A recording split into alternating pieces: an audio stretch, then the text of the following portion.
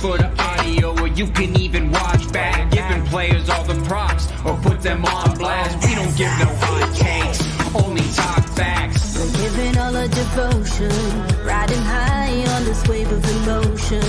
Going all out, yeah, cause this is our time.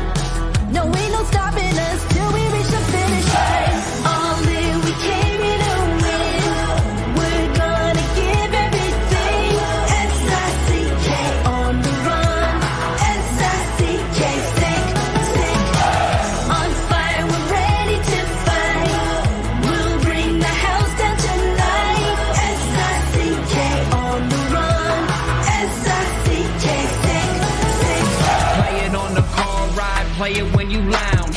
X and O, you know that we can hold it down. Shout out to my man Sammy, got it off the ground. And to all the listeners tuned in right now, got debates, analysis, and speculation. This is sports talk for the new generation. You know where to find us, got a reputation. Sick podcast, your #1 sports destination. We're giving all our devotion, riding high on this wave of emotion.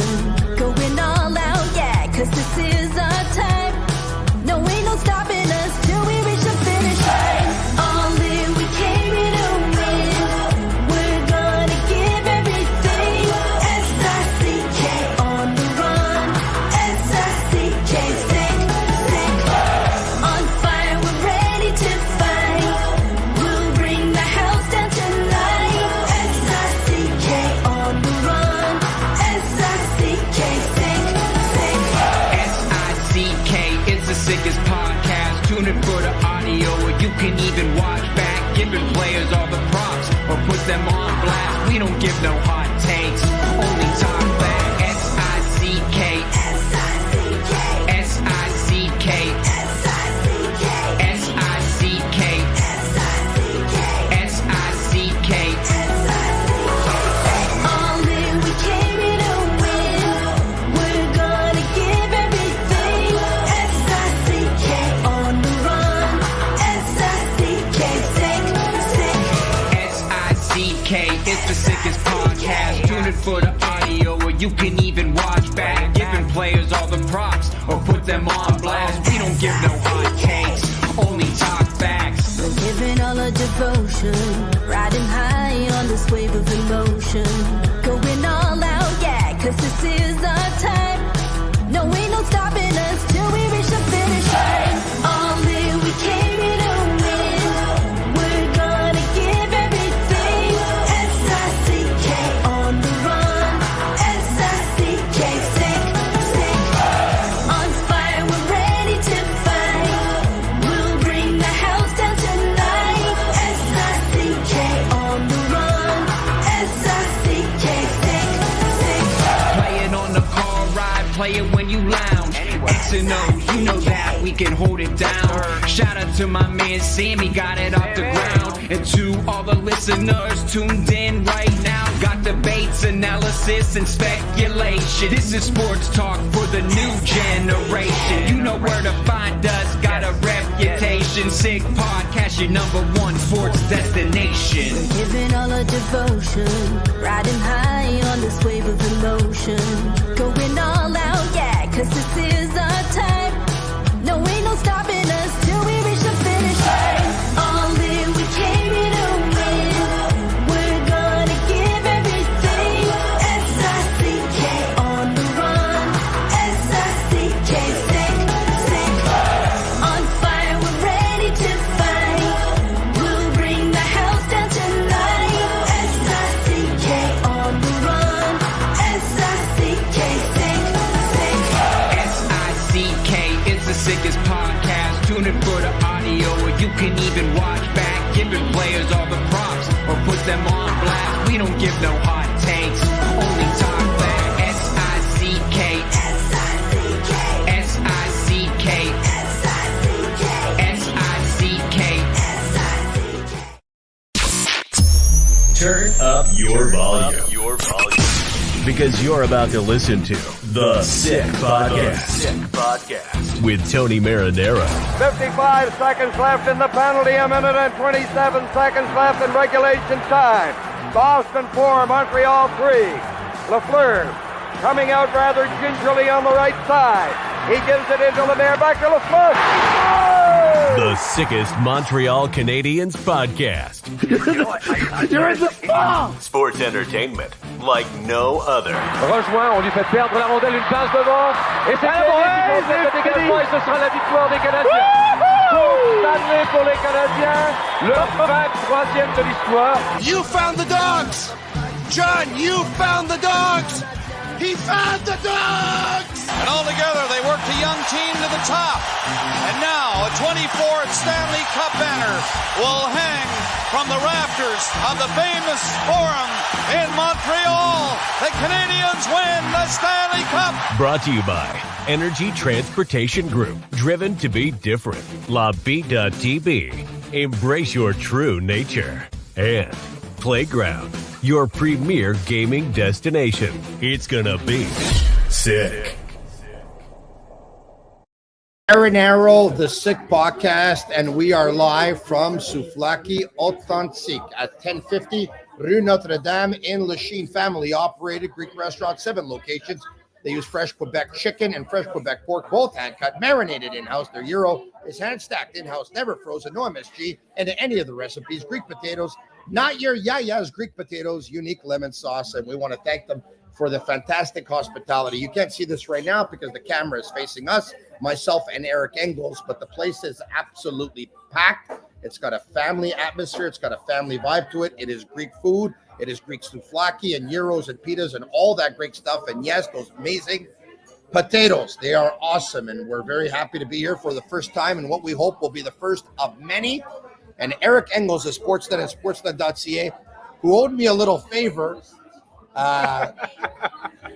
He's down here today, and in the end, I think Eric's happy with the favor because I think he had himself a pretty good meal. This is not even repaying a favor. This is me coming out because I love you, Tony. I love doing this show, and you said you got to come to Souvlaki Authentique because it's amazing. I got to sample the food. Honestly, I ate so much I could use a nap. I don't know how I'm going to make it through this show. Thank God I had a couple sips of coffee. I had some water. I'm ready to go. Fantastic stuff. And, of course, the Sick Podcast is brought to you by Energy Transportation Group, a leading full-service logistics provider serving all of North America, driven to be different. Also brought to you in part by Tibi, brewed in Quebec, and a winner of a dozen international awards. Tibi offers quality microbrewery beers made with premium ingredients for everyone's taste. Tibi, embrace your true nature. And last but not least, of course, Playground. Experience Playground like never before. Enjoy world-class poker, 900-plus gaming machines, weekly events, karaoke Mondays, comedy Wednesdays, live bands on Fridays and Saturdays, and much more. Discover their latest editions, etc. Steakhouse, Drunken Dragons, Sushi, the Esperanto Cigar Lounge, and Babel Lounges, Mezza, and Cocktails. Playground, your ultimate destination for entertainment. Just over the Mercia Bridge. Visit playground.ca for more details. All right. So you're watching this once again live.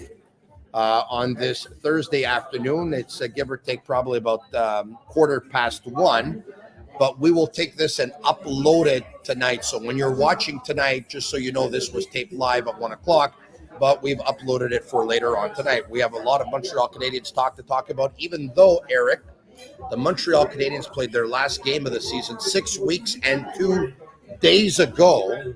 We still have a lot, and going through your piece yesterday, where it was a mailbag and there were all kinds of questions that were thrown your way. Well, for those who didn't have a chance to read it, and I suggest you do it, sportsnet.ca, we could get to so many topics like, and I know we're not there yet at the draft, but we could get to that 5th pick overall and whether or not they shop it. And, you know, Matthias Brunet, one of our buddies from La Presse newspaper yesterday, said, would you trade Cole Caulfield for the 6th pick overall to Utah?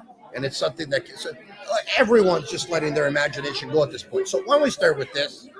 What's fresh is that the Canadiens announced yesterday morning that Jean-François Houle will be with the organization for some time. He has extended his contract. His contract was up in a couple of months, and they said, all right, you know what? You'll be back. Are you surprised at all? Yes or no? No, I think if you look back at the beginning of last season, Tony, you're starting the season in the AHL with the youngest team in the league. I don't know how they finished, but they had to not have been too far away from that designation. And that's you think about it being hard to be one of the youngest teams in the NHL, it's really hard in the AHL.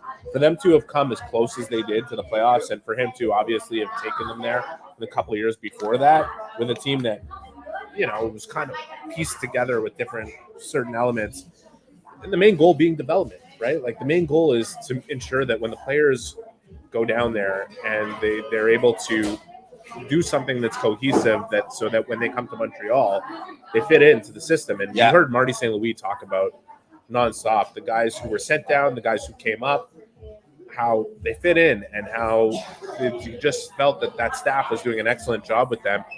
I think, it was whatever rumors were floating around. I don't ever think that it got close to these two not coming together on a contract. Good for JF Houle, good for the Laval Rocket, good for John Sedgwick for making that a multi-year deal and removing any, questions that ruminate in the marketplace. That guy has authority to run that program, and I think they're doing really good work down there. So John Sedgwick, of course, was with the Montreal Canadiens under the previous management team. With Marc Bergevin, and it's that management team that had hired JF Houle to be the head coach of Laval Rocket.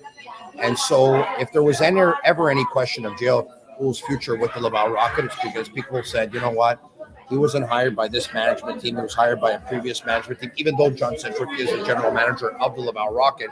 Let's be honest. I know that's like a new title that he's wearing, but he was running that team for the last couple of years. It's not new in terms of what his functions were down there. Yeah, I hear you. And look, you take a look at Jeff Gordon and Kent Hughes, and there's no doubt that they know plenty of people who would be more than qualified to be the AHL head coach. So I think that, to Houle's credit, he's got the backing of Gordon. He's got the backing of Hughes. He obviously got a ringing endorsement from St. Louis at the end of the year. This is, he's now, you can say officially, he's their guy. Listen, one of the main things that I talked about with both Kent Hughes and Jeff Gordon in separate interviews that I did with them in their first couple of years on the job, they both stressed the importance of creating harmony within their organization, within different departments, and bringing everybody together. And that's a process that takes time. It's not, okay, we want to have harmony, so all of a sudden everybody's working on the same page. Before they came in, I think you saw a lot of dissection within the organization. Yeah. These people were doing this, analytics was doing this, coaching development was doing this. Bringing it all together takes time, but you see that harmony happen between the AHL and the NHL. I think it's very apparent right now, and that's a big part of the reason why JF Houle is back in his position running that program. And I think they've really done a good job of bringing everything together. Kelly Burkberger left the staff about a week and a half ago, going to coach and manage out west in Alberta.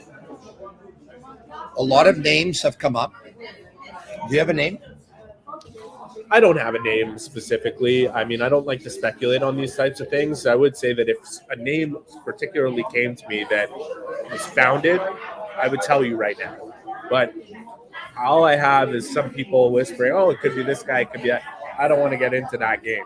But whoever they end up with, I think if they can find someone who has similar experience to Kelly Buchberger, he was fantastic with the players. The guys loved him down there.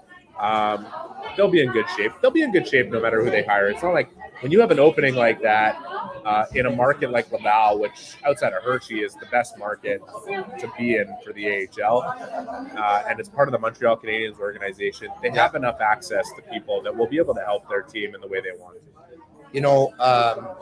His name is much talked about, Sylvain Favreau, who's with Les Voltigeurs de Drummondville, of course, and they won the President's Cup in the Q, and they bowed out, though, in the Memorial Cup. A lot of people are saying that this is one of the bright minds in Quebec hockey right now, not involved with a pro team. And if he is, I think obviously the Montreal Canadiens have an obligation to bring him in for an interview. And, Anthony Marcotte does a great job. He's the play-by-play guy for Laval Rocket Hockey on BPM Sports. And he threw something out there, which I don't know if it would interest this person or not, but at one point he threw out the name Paul Byron, which I thought was really interesting because Paul Byron, of course, is in player development with the Montreal Canadiens.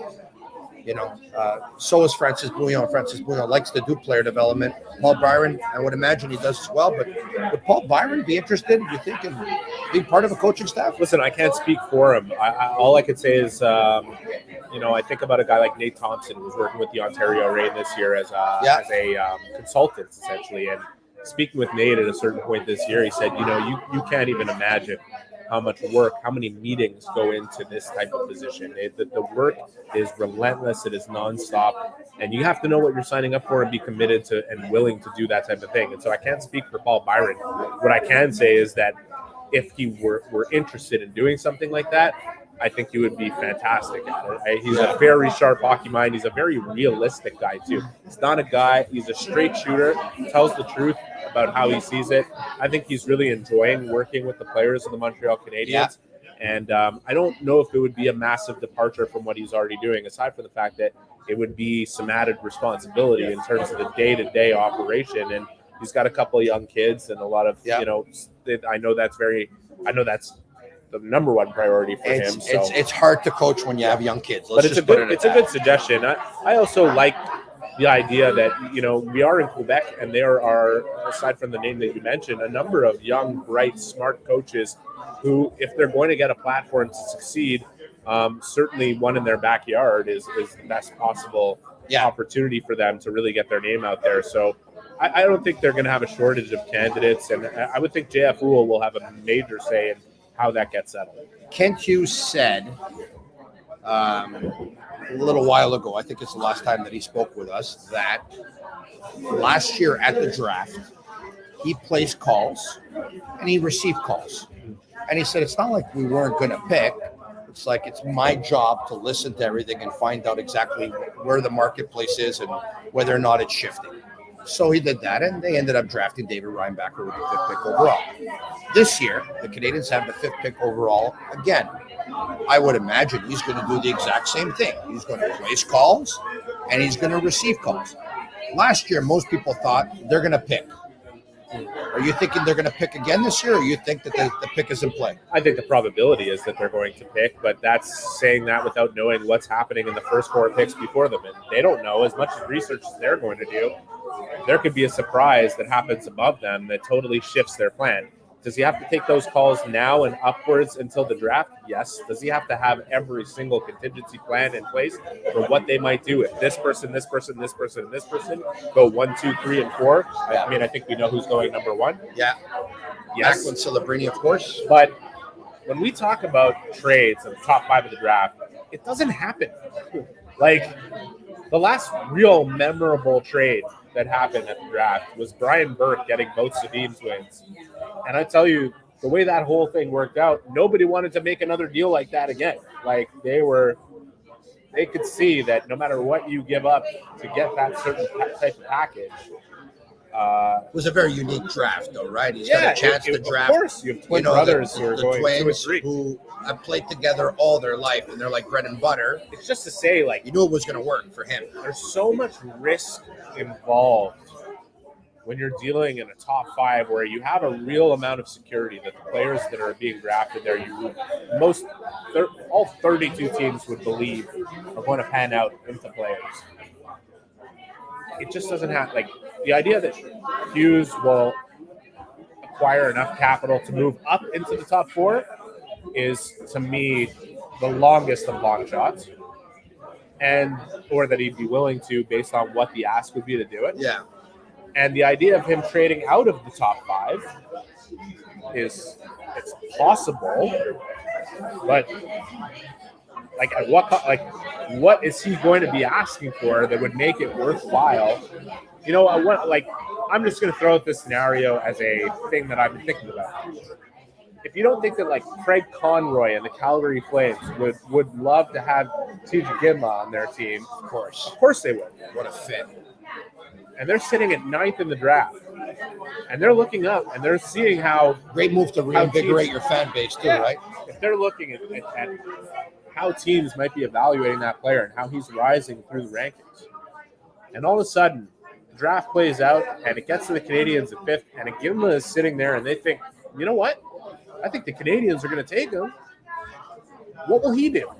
Well, like, is he want that player enough that he's going to make the 9th pick available plus whatever other assets? Because Kent Hughes all of a sudden knows that Craig Conroy wants this player more than anybody, and that if he's going to get him, he's going to really extract the type of value that would almost make it prohibitive for Conroy to make that type of move. That's why it's just so unrealistic talking about these types of things. And by the way, I want to clarify. I don't know that the Calgary Flames want Tinge Ginla. I can see it. It's a logical deduction. But I'm just saying, when you think about trades and everybody asking this question, are the Canadiens going to move up? Are they going to move down? Chances are they're going to pick 5th overall. And if you see a trade happen, it's because they really believe, unlike the hockey trades that we kind of see happen around the trade deadline and stuff like that, where you really see even trades. Right now, more than ever, I'm sure you would agree. A lot of even trades. There's not ones where you look at and you're like, wow, that team really fleeced the other team. But this type of deal, where you're moving a top 5 pick, that's where you have an opportunity to really fleece the other team. Like that. That's why it doesn't happen. Fleece is a big word. Yeah. But if I was Philly, I would have made a better trade for Cutter Gauthier than I made. Let me tell you something. Barry Trotz openly admitted he was trying to move into the top 5 of the draft with the draft in Nashville last year. Yeah. And he could not believe the offers that he was putting out there that were being turned down to do it. That he would have offered more than what he thought it should have taken Askarov, to do it. probably. Well, he was part of it, but there was more on the table for him to move up into the top 5. And by the way, it's not a secret either. David Reinbacher is a player that they really wanted to get in Nashville. Yeah. So, and that's not surprising because you think about how Nashville is built through the years. They build through defense. For defense, of course. And there's a lot of people who think that Reinbacher will end up, when all is said and done, being a poor man's Roman Yossi. I've heard that before, right? Once again, you don't know. Like I really see him as Aaron Ekblad. I see him as that type of player, but before Ekblad had some of the injury issues that turned him into who he is now, he's still a very, very good player, by the way. But he's just steady, solid. Nothing is going to blow you out of the rink like a Lane Hudson might, or even a Logan Mailloux might on a given night. But you just the dependability every single night, and then the pro habits that this kid already has at his age is almost unheard of as a defensive prospect. Yeah. So I just think it's understandable that teams wanted that player. Nashville wasn't the only team trying to trade up to get him. But the point is this. Everyone has these pie-in-the-sky ideas about trading in and out of the draft. And, it never happens for a reason, because the teams that are sitting there, they know that the value is so high that nobody else wants to be on the other end of a deal where they're getting robbed, even if they're getting the player they want. It's you see trades now. Think of the last trade you saw where you were just like, wow, that team really, really got one over on the other way. It doesn't happen anymore. Well, I'm going to say this. I mean, one of the things we did here, we talked about Matheson Brunet bringing up the whole, with fans trade Paul Caulfield for the 6th pick overall to Utah. I mean, I think you can start forgetting about those kind of deals. I think the Montreal Canadiens have made it very clear to everyone, A, they want to accelerate this rebuild, not trade a guy who's a proven commodity to end up getting a pick that won't play here for 2 or 3 years, number one. Number two, and Do you look, think they would do probably. Do you think they would do the opposite? Do you think they consider moving the 5th overall pick for a player that's that established? Yes. I mean, that seems like more of a scenario that would generate discussion. Yes. I understand. I don't want to speak too much on that one clip, and I saw it with Martin Lemay and Matthias. It's a 30-second clip that I saw. I don't have the context of the entire conversation, so I have no idea what they were really getting at. I don't see a deal like that happening for any reason. So personally, it's not a deal that I would make, not with where the Canadiens are and what they're trying to build. But I'll tell you one thing, everybody wants to know what they're going to do. And I would say that the safest bet is that 5th overall pick is going to see them walking up on stage and selecting a player. I saw in your mailbag you were asked about Stamkos. Sorry, let me just grab something here. It's hot in here. Yeah. The show wouldn't be the same show without that. Yeah, you want some? Or? No, mine's perfectly set, so I don't want to mess with it. You were asked about Stamkos. I was asked about Stamkos. Foregone conclusion that he's re-signing with Tampa? Well, until it happens, you can't say that exactly, but I would suggest that he wants to be there and they want him to be there. And I think they're probably going to find common ground. And if they can't, you're looking at a 34-year-old player who had 40 goals this year. How many more years is he going to be at that level? And I don't say that in terms of whether or not the Canadiens should be interested, because I think the Canadiens would be interested if they could get a player like that on a 2 or 3 year deal. But from Stamkos' perspective, you're talking about a guy who he's maybe got 2 more years where he could produce at the same level he's at right now. And while he's doing that, he wants the best possible opportunity to win the Stanley Cup. And I think the Canadiens are still a couple of years away from being able to give him that. So for him to sacrifice a couple of years where he's still as productive as he is, I understand the appeal of Marty St. Louis. I think it's a strong draw, actually. I think the guarantee that he would play with either a Nick Suzuki or a Kirby Dach is appealing. I don't want to denigrate those things as things that might attract a player like him to this market, especially the Marty factor. It's the Montreal Canadiens also. People dismiss that easily, but it's still the Montreal Canadiens, and they're on the rise. It might be a slower rise, and he'd be interested. So I wouldn't say that, he would have zero interest, but it couldn't possibly be his first option or even his second option. And Tampa Bay seems like a pretty cool place to play, to live. But for people who are like, the Canadiens should have no interest in him, and what the hell are you talking about?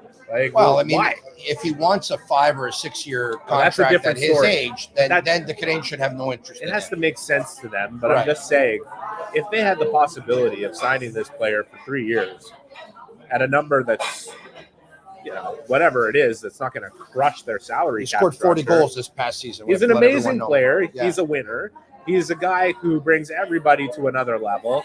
He has the potential of playing with guys that I just mentioned that are good enough to play with him. Yeah. And with a team that will only be getting better. It just wouldn't be the team that gives him the best opportunity to win. And therefore, not to mention he's got a wife and he's got kids and he's got family considerations that make free agency a very difficult decision for him if he ends up anywhere but Tampa. So. But the big win in signing even though we doubt it would happen, but if you have an opportunity to sign a high-profile guy like Stamkos at a number and a term that makes sense, like you said, the big win and all that, besides him bringing over his wealth of experience and the culture that he was, part of to your organization, is also that when he walks away, he tells everyone how much he loved playing for Marty St. Louis and he loved playing for the Montreal Canadiens. Like, you can't buy that stuff. Oh, I would say it's one more. I would say it's one. It's on the same tone of what you're saying. Yeah. The big win is that if he comes, other people will look at that and say, not only would I do it, but I'd have a chance to play with Steven Stamkos too. There's an attractability there that if he's willing to do it, it says a lot about what's happening here. Mind you, there's cap ramifications here. You got to be realistic. Course, I mean, the Canadiens got to extend Caden Gooley. They're going to extend Uri Slafkovsky. And people need to understand. Nice to see you, John. Take care of yourself. John Zimmerman. All right. Legend. This was a question asked to me that I'm answering in a mailbag. And the beginning of the answer is, is it realistic? And I said, no, not really. It's just, I think some people in their reaction saying stuff like, why would they want to do that? Why would they want to bring him here? It's like, you know who this player is? Like, what are you talking about? Like, anyways. I think somebody asked you if Josh Anderson's going to bounce back. And look, hard pressed to think that he's not going to bounce back after the season he had, where he had all kinds of difficulty. Let's be honest. But what are your realistic expectations? You know what? I before I get into them, I kind of want to ask you the questions because I answered the question in my mailbag, and I'll get to why I said what I said. But I want to go through an exercise with you. We'll keep it short in terms of my question, your answer. What's the ideal role for Josh Anderson with the Canadiens? Work hard, finish his checks, open up ice for other players. Where can he do that from in the lineup? Ideally, if the Canadiens are going to be a good team, where would he be? Third line. Okay. And if he's on the third line, what will that mean? If he starts on the third line this coming season, what will that mean in terms of what's happening above him? That'll mean that the Canadiens are They're starting to become a pretty good team. It'll mean that they got a genuine top 6 forward that they can start above him in the lineup, correct? Yeah. I think that in itself is going to help Josh Anderson bounce back. I think if you put him in that role, I think it means that you have acquired a top 6 forward, that you're not threatened to, at training camp, automatically put him in that role, put him in a position where he has to produce at a certain level. My answer in my mailbag was that people aren't going to like me saying this with him making 5.5 on the cap and $7 million. That's not his fault, by the way, that he's making that money. But I don't see him scoring 20 goals as a necessity for him to bounce back. I think it's a bonus if he does, because I think he's going to be in a role where he's not getting the ice time to necessarily do that. He's not getting the players to necessarily do that with. Wow, I know where you're coming from. That's a pretty big statement. I'd like to see him score 20 goals. I think it will be a success for Josh Anderson if he scores between 16 and 20 goals, and he is able to bring a physical contribution more often than not. He's able to win the matchup game, help the Canadiens win the matchup game because he's playing in a lower line. He's able to bring a physicality element that you look for in your bottom 6 that people are saying, oh, they should go sign this guy and that guy. You already have them on your team. You want to see him play like Armia did in the last 3 months of the season with a notch above in physicality. That is a bounce back that will enable him to build confidence so that when you lose a top 6 forward to injury, all of a sudden he gets slotted in and he starts scoring. So I don't think it's impossible for Josh Anderson to score 20 goals and bounce back next year. I don't think it's necessary either. I think if he starts in the right role, he can be an effective player for the Canadiens. He can help redeem his confidence, and he can prove to be an option for when the injury bug hits, because it will. You're not going to have a healthy top 6 for the entire season. Even if you go out and trade and get a guy who's coming in here, and Joshua Waugh looks like a player who can bounce in there, you're going to need 9 guys to play in your top 6. But if you have them starting in the right positions, they can be more effective. That was the problem with Anderson, Gallagher over the last couple of years. They're making these big bucks. They're being forced to play at a part of the lineup where they no longer are those players. And I listen, if they're listening, if you're out there, Josh Anderson, Brendan Gallagher, and you're listening to this, I hope you hear that and think that I'm an idiot and that you're fully capable and that you can go up there. And I would be the first person to write about how you proved it wrong. But I think in this NHL, you need everyone talks top 6. You need top 9 that is great, and the Canadiens have the ability to have a great top 9 if they add a great top 6 player. Yeah. And those 2 guys are playing on that third line. Preferably 2 of them. If my third line has those 2 guys on it, because that top 6 is a legitimate top 6. Yeah. The Canadiens are becoming a better team, like a much better team than they've been in the last 2 years. He's Eric Engels. I'm Marinaro, and we're at Souvlaki Authentique, 1050 Rue Notre Dame in Lachine. If you're watching right now on this Thursday afternoon, just before, 1:40 p.m. or so, you're watching live. And if you're watching tonight, just so that you know, this was taped, of course, earlier in the afternoon, and we have uploaded it for you to watch tonight. But we were here in the afternoon. The place is packed. You can't see it, but it absolutely is. There's a gentleman who's having a bite to eat right now looking at me. Look at that. He's looking at us. He's waving. How's the food? Thumbs up? 2 thumbs up he gave it. I said thumbs up. He said 2 thumbs up. All right. Okay. So he looks like a pretty happy camper. All right. Okay.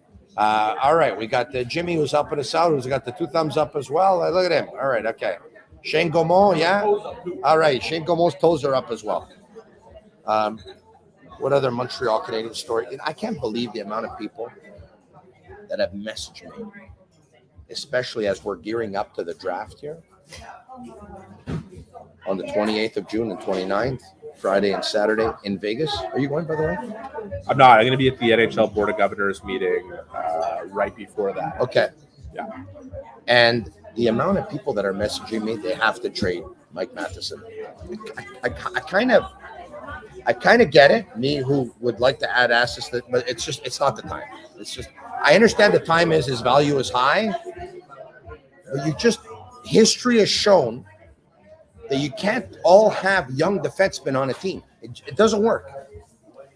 I'll just say that if the Canadiens trade Mike Matheson, they're going to win that trade. Meaning he's not going to be traded. Like if they trade him, you can't even imagine what they'll be asking for to get that just to move that guy. Like, the package would be so big that it's not going to happen. I mean, there's just zero chance, I think. What do you think? I don't want to say zero chance. There's No, a what do you think there's a 1% chance. What do you think a team should pay for a Matheson if that team is a Matheson away for taking the next step in the playoffs? Your two best NHL-ready offensive prospects, and one of them are probably already established in the NHL as already a top 9 forward, a defense prospect, a first-round pick. Keep going down the list. Do you think 60-point defensemen grow on trees in this league and that skate like him and can play 28 minutes a game? And people are going to say, oh, he's minus 50. Who gives a shit? I mean, like, you think these players are available ever? Well, I would hope so. He's a minus player. He plays for the fifth worst team in hockey. They're not, because when they are available, they go for packages that are so prohibitive that it wouldn't make sense to trade for them. Now, I'm not saying that he's here forever and there's no chance he'll ever be traded. But right now, where his value is at the very highest it could possibly be, and the contract, by the way, like the what they're paying him for what he does, $4.5 million, I think, right? I have to look, but it's way less than what players the season do ended what 6 he does. weeks and 2 days ago for the Canadiens. Yeah, I have to look at some of those things. Like honestly, like you can't even imagine what Kent Hughes would ask for in a deal like that. Like, and he'd be fully justified. And who's going to do it? These deals don't exist anymore in the league. It doesn't happen. Who do you think is the Canadiens' best prospect? It's a good question. On pure, I think it's Hudson. On pure ability, he'd probably be number one for me. I think it's Hudson. I don't want to make too much out of the 2 games that he played in the NHL. To me, the most important thing that he was going to show in those 2 games is that he has a floor, is that he has the ability to do the things defensively that you'd worry about if you were going to play him big minutes in the NHL. I'll make something out of those 2 games. He showed everyone. He's got that it factor. Well, what's really that we already knew that. To me, that was like I expected to see all the crazy shit that he was doing. It's can he handle one-on-one pressure? Can he defend in the corner? Can he use his stick effectively in front of the net to circumvent the fact that he's not big enough to really muscle a guy out of there? Can he front pucks? Can he block shots? Can he join the right? So little things that establish a floor in the NHL. This was the biggest question about this player. Now, when I say I don't want to make too much out of those 2 games, they were 2 games that the Detroit Red Wings desperately needed to win to make the playoffs. There were 2 playoff games for the Red Wings. Those games have a higher... They have value. They have a higher value than if you had played 2 garbage time games at the end of the season with a team that was guaranteed to miss the playoffs. And they were life and death Detroit, and they played their hearts out, and there were 2 great games. And Hudson showed... The biggest question with Hudson was, is he going to be able to play in the NHL? Because if he is, he's going to be a star in this league. Yeah. Because of his star potential, I would put him number 1 on the list. Spoke with Grant McCagg a couple of days ago. He's got Ryan back at 1, Hudson at 2. We could definitely understand that, right? Because logic would say that your top prospect will be the guy that you actually drafted. To me, Ryan Backer is a lock to be an impact player in the NHL. I don't know if he's going to be a first pairing defenseman, but if he's not, he's going to be a really good number 3. And I just think he's an NHL pro as early as this fall. Like I think he's got the whole package and probably a bit more offense than people even assume. So with that said, that Ryan Backer's the lock that he is, and you believe, like me, that Hudson's the number 1 prospect, that if a team were willing to give the Canadiens immediate help at the forward position and asked for a package in return and wanted one of the Montreal Canadiens' young defensemen, if I narrowed it down to Ryan Backer, Hudson, and Mailloux, you would be most willing to give up Mailloux. Out of the 3, because if there were, honestly, if I would say all the defensemen, you probably would not say Mailloux. But out of the 3, oh man, I'd be adding Kane and Gooley to the 3 of them and saying I'm not trading any of them. You're not trading Gooley, you're not trading Ryan Backer, you're not trading Hudson? Or Mailloux. Not yet. Not before I know exactly what I have. And I know people want to see this move along faster. I think they do have other players back there that could be packaged with picks to get the type of player we're talking about here. I don't think you have to trade any of those 4 players to get a player that helps them move forward up front. But it's such a dangerous proposition to be dipping into that pool and those 4 specific players before you really know what you have. And Gooley, we have a much clearer picture with him than we do the other 3. But he's 122 games into his career. Like he's and you build a defense around a guy like that. Yeah, I love that guy. Like Love that guy. You don't trade that guy. So it's an abbreviated edition of the Sick Podcast. Of course, we've said that throughout the entire playoffs. So 2 more, and then I'll let you go. Number 1, if I had to ask you for a prediction right now, with the series where they are between Edmonton and Dallas and Florida and the Rangers, who do you think meets in the Stanley Cup final? Who wins it? And who's your Conn Smythe? Okay, well, I had Dallas and Florida going from basically the start of the playoffs, and very fortunate to have chosen all players from both those teams and hedged with the New York Rangers. So I'm the only person in my pool who still has every player still playing. So I still believe they're going to win. I'm really impressed. With the way Edmonton has played Dallas so far. Yeah. They're a beast of a team to play against, and they've done some things that are very effective in terms of the way they've pressured Dallas in their own zone, and they played a composed, mature hockey game in a couple But you got of Dallas, games. right? I've got Dallas still winning. Heiskanen? Conn Smythe or no? This dude, we got to talk about him for a second. Yeah. Because I'm almost the McCarr draft. I'm almost embarrassed for a second year in a row to say that he's not high enough on my Norris ballot. He's the second best defenseman in hockey. Behind Kel McCarr. Yeah. Do you have anybody who's better than him? No. I don't have anybody. Like he's unreal. Like, Hedman a couple of years ago, but he's dropped now. The reason he doesn't get the same attention as Quinn Hughes, and I think it's obvious that he's not as flashy as those guys. If you're watching Miro Heiskanen play, and if you're watching the next Dallas Edmonton game, watch how many times Miro Heiskanen bodies a guy off the puck in position, makes a quick bump play, just all the simple things, all the little things that I think David Reinbacher already at his age are really good at. Miro Heiskanen is a master. Like he is, no, for sure. He's just incredible, and he's a horse. Reliable. The other guy of Dallas,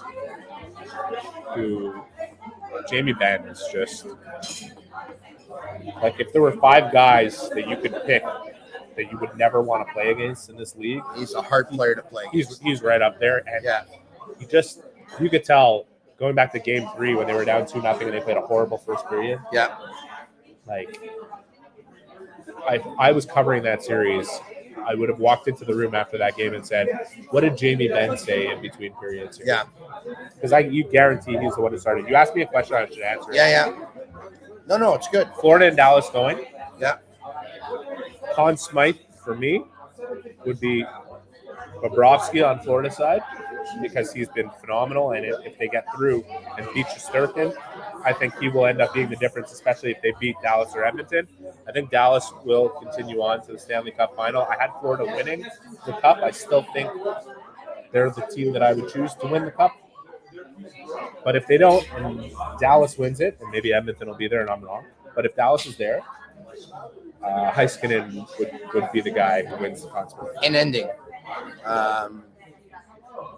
the next thing on the radar for the Canadiens between now and the draft, is there anything that just stands out that is? Look, for anybody who thinks that they have their decision locked in on who they'll pick, provided that player is available at 5th, like the combine's coming up. It is an influential factor. There will be other meetings that happen where they're going to debate this in a heated fashion. And I just think, the most immediate focus is the draft and what they're going to do there. And outside of the players that they choose to pick, and they have 2 first-round picks and a number of picks through the subsequent rounds, I get the feeling they'll trade that pick. The Winnipeg pick? Maybe. The Winnipeg pick they're going to trade. Maybe. They got to have a partner. I just feel like Whether or not they achieve it, I think they're out to accomplish something big. I really do. I get the feeling that they are trying to get something big done around the draft. I don't know what it is. I don't know who. I don't know how to speculate on the players. Well, big as a top 6. That's big. I think, yeah. But I think they're looking to. I think they could. They're going to be a very interesting team to watch, as they have been the last 2 years of the draft. Yeah. But this year particularly, I know I said it was the last I question, think they're but looking for something big to happen. Martin Nishkash's name has come up. Yeah. Does he scare you at all, or is he a star? No. Because he's on the third line on Carolina's depth chart right now. Yeah, well, Using him at right wing. He can't play center. They prefer to put Jordan Stahl as a centerman ahead of him. It doesn't scare you? as a player, no.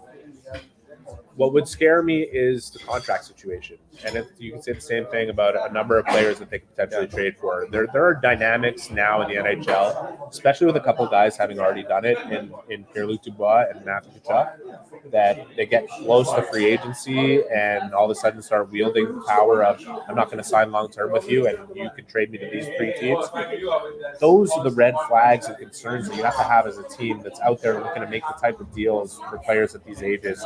You have to know that that player is going to stick around and they're not going to hold you hostage in that process. And that's why, but as a player, in terms of what he brings and what his ability is, doesn't scare me. I think he's going to be a very good player. He's Eric Engels, a Sportsnet and Sportsnet.ca. Has been a regular collaborator on the Sick podcast through since the beginning of the season, usually on Mondays. So 2 seasons, yes, usually on Mondays. So very happy that you were able to stop by Souvlaki Authentique and join us today. Had a good lunch, good for everyone. And there you have it. So he accommodated us today on this Thursday. Once again, special thanks to everyone. Terry Costa, the entire staff and crew here at Souvlaki Authentique, 1050 Rue Notre Dame in Lachine. For Shane Gaumont, who's at Master Control, thank you very much. He's Engels. I'm Marinaro. It's the Sick Podcast. And that's a wrap. Hope you don't miss us too much until next time. Follow the Sick Podcast with Tony Marinaro on YouTube, Instagram, Facebook, Google Play, and Apple Podcasts. The Sick Podcast is brought to you by Energy Transportation Group, driven to be different. Bittt, embrace your true nature. And Playground, your premier gaming destination.